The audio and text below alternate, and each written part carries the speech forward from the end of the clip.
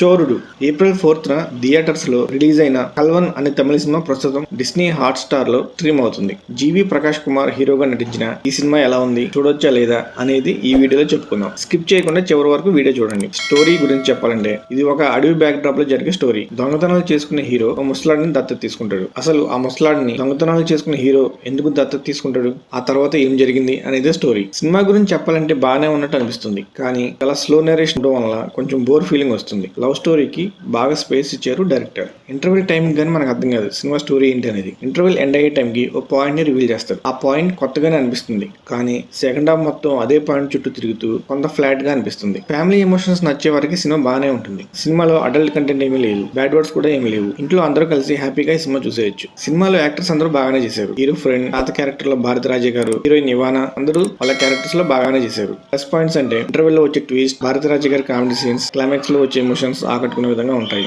Cinematography బాగుంటుంది. Tiger and elephant VFX బాగానే ఉన్నాయి. కాకపోతే స్లో నరేషన్ అనేది కొంత విసుగు తెప్పిస్తుంది. ఓవరాల్ గా ఫ్యామిలీ ఎమోషన్స్ ఇష్టపడే వాళ్ళకు ఈ సినిమా నచ్చొచ్చు. మిగిలిన వారు జస్ట్ ఒకసారి ట్రై చేయొచ్చు. That's the non spoiler review of Chorudu movie. ఇలాంటి మరిన్ని మూవీ రివ్యూస్ కోసం ఆ ఛానల్ ని సబ్స్క్రైబ్ చేసుకుని ఈ వీడియోకి మర్చిపోకుండా ఒక లైక్ ఇవ్వండి. Thanks for watching friends. జై హింద్.